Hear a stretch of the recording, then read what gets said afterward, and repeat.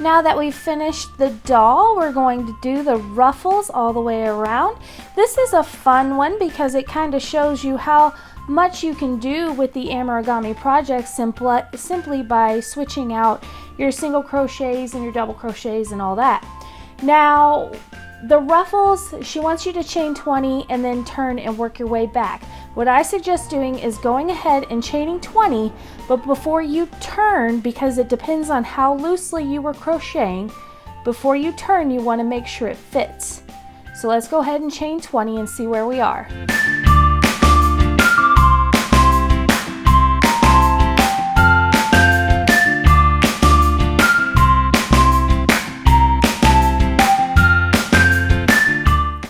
Now you see we have a chain of 20 here.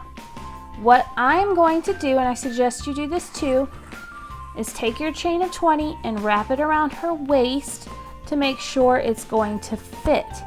If you look, you can see that mine's actually a little short because I crocheted her a little loosely. Now the reason why I knew that is because I made the second one, and when I made the second one she was much smaller, and my ruffles actually did fit this one, but it was still snug, so I knew I might have to change it. So I'm going to add a few more. No big deal because the pattern to make the ruffles does stay the same, you just keep rotating it out until you're finished. So I'm going to attach it along the back. Just by adding 4 I can see that I'm going to be covered pretty well. The first step is to turn and then to start crocheting in the second chain from the hook. So we're going to skip this first one and go to the second one. It's going to be a slip stitch, a chain, a double crochet, and then a chain. And that rotation is going to give us that cute little ruffle. So skip the first chain. A slip stitch is simply slipping in, grabbing a loop, and pulling it through. Okay, and the very next thing you need to do is you need to go ahead and chain it. And then you want to do a double crochet in the next chain.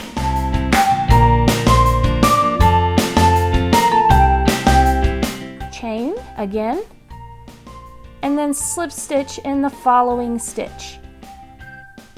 Okay, as you can see, we've got our first ruffle. Go ahead and do a chain, and then a double crochet in the next stitch.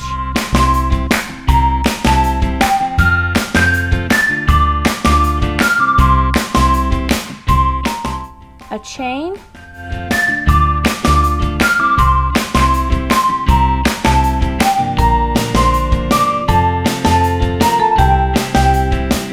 and then a slip stitch. Continue on that pattern until you reach the end. When you reach the end of your ruffle, just fasten off as usual. The next step are the arms. The arms are really small, so it does take a little bit of patience to get through these. Start with whatever skin color you chose. This is also using the smaller hook, and then you're going to do 6 single crochets in a magic ring. The second row is 6 more single crochets. The next round, start with 5 single crochets.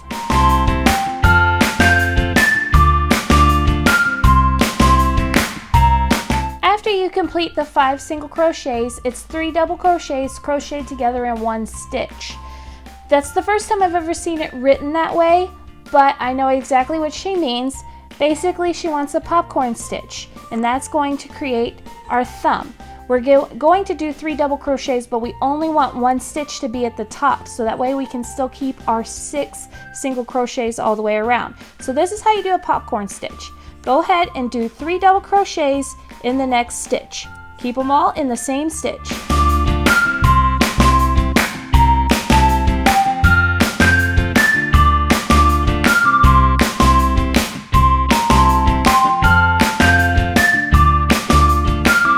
When you finish those 3 double crochets, pull up a loop here.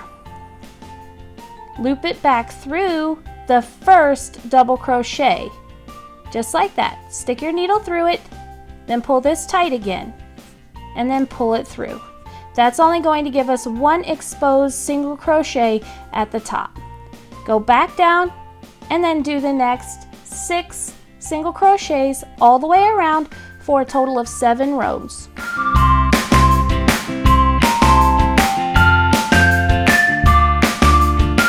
Okay, once you have the arm completed, just fasten off.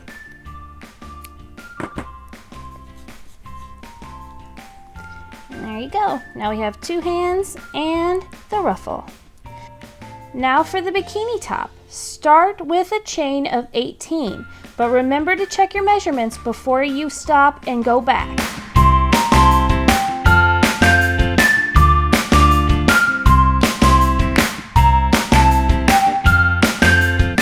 Now I'm checking my measurement to see if it's going to make it all the way around. I'm going to add a few more stitches just to make sure it fits comfortably.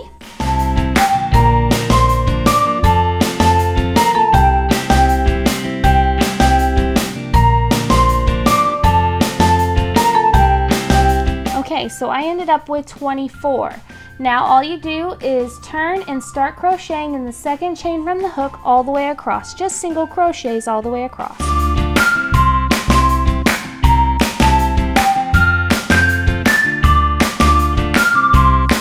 So the bikini top is basically just a long string.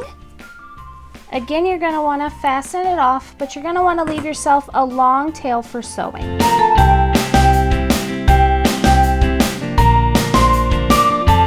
Okay, now we have all the essential little pieces to put onto our doll. Tuck in the strings and go ahead and sew all of your pieces on. I'm going to show you my other doll so that way we can go ahead and move to the hair. Sew on the ruffles first, then do the bikini top, and that will show you where your arms need to go slightly above the bikini top. The last step is the hair.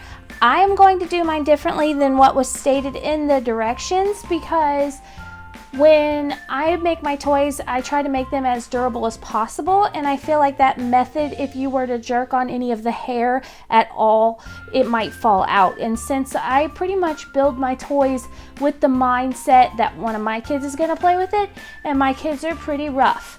So there are multiple methods. I'm actually going to post different methods for making hair. Just grab a ruler, choose whatever size you want to make the hair, and then start cutting individual strings. This method does take longer, so if you're trying to make a doll super fast, you might want to consider one that's hair is in a bun, like the Cinderella doll I posted, or a way where you can sew the hair on and it's just really a cap.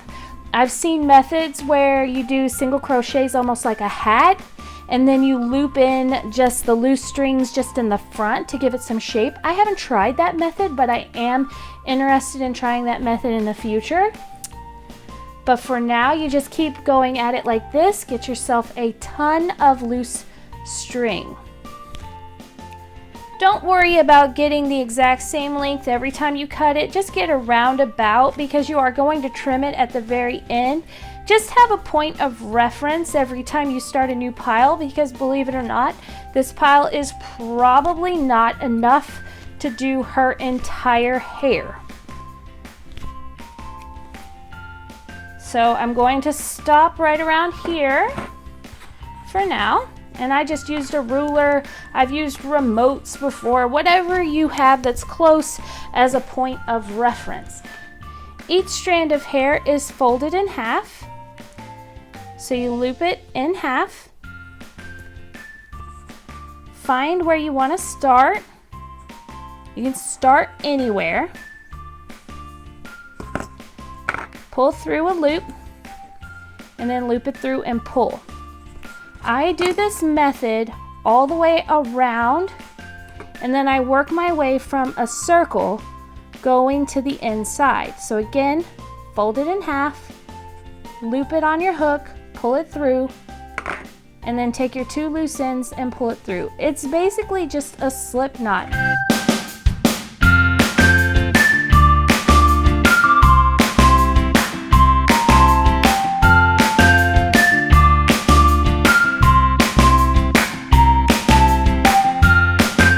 basically you keep doing this all the way around until you have about where you want your hair to be, and then you fill it in. Showing you the other doll I've started, I looped all the way around her hair in a nice circle. It doesn't have to be perfect, that's the beauty of these toys.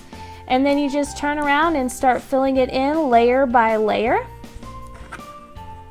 This hair I made a little bit shorter than the one that's being done right now with the blue hair, but basically my method is just fill it in. It doesn't have to be in an exact circle all the way around every single time. Just whichever place looks empty that needs a couple strands of hair, just loop it in and pull it. You can leave it straight like this, or you can fray it. So let me get this next one done, and then I'm going to show you how to fray.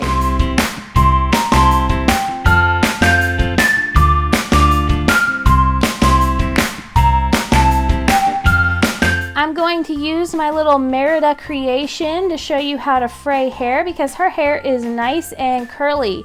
So to fray hair, if that's the method you choose, you just simply take each strand and pull the little strings apart. When you do this, it gives a nice curly kind of crazy look and makes it a lot softer and fluffier rather than just being straight like this. In the very end, you'll want to straighten out the hair, style it the way you want, and then cut off the loose strings. As you can see, I have some hair that's longer than the other. That is because when I crochet them on, I leave them all the same length, but I'll cut this off at the end. The styling part is totally up to you how you want to do it. If you want to give them bangs, if you don't want to give them bangs, if you want to put it in a ponytail, the possibilities are endless, but it is a ton of fun to work on these little dolls, and little girls just love them.